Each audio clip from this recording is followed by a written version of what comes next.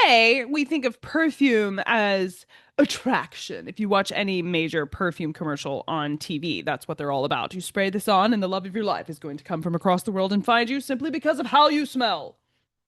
It's a little odd. For Shakespeare's England, it was even more odd because in Romeo and Juliet's time, for example, fragrance had a very different purpose. It wasn't meant to entice someone as much as it was to protect. It was as much about survival as anything else. Let's dive into the history of exactly what perfume would accomplish for you on this Valentine's Day. In the early modern period, Europeans believed that disease traveled through the air.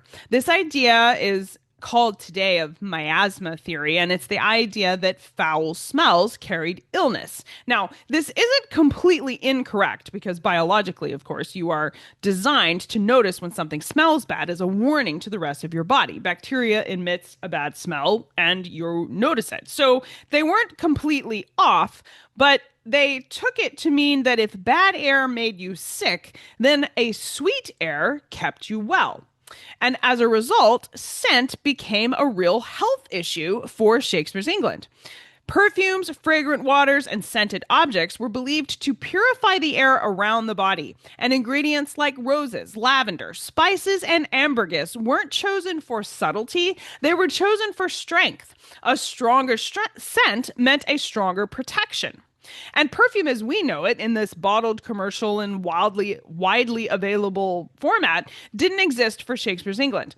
Before the 17th century, fragrance was made at home, or you might could get it at an apothecary, but that's the closest thing to the Lancôme counter that you would have gotten for Shakespeare's England. Perfumes were tied to things like medicine and hygiene and cleansing rituals, and they definitely weren't so much about romance.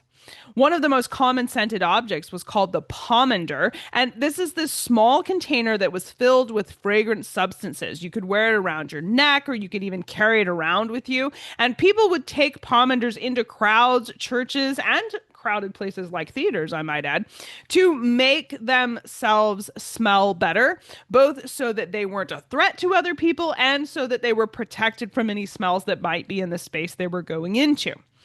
Shakespeare's playhouses, as it happens, were packed full of people.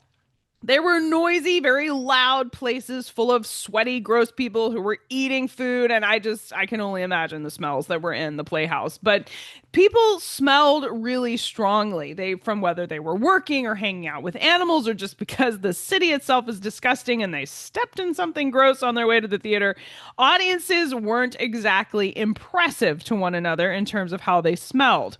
And so they would carry this pomander around to ward off sickness in these kind of enclosed spaces. So when characters in Shakespeare's plays reference scent or the sweet breath or sweetness, those references not only represent the smell of that's going on in the moment, but they carry some medical weight, and they're not necessarily this romantic flirtation that you might expect from a perfume.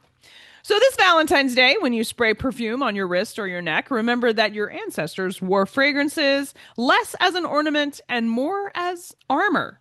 Imagine that in a commercial. That's it for this week. Thank you for watching. I'm Cassidy Cash, and I'll see you next time. Bye-bye.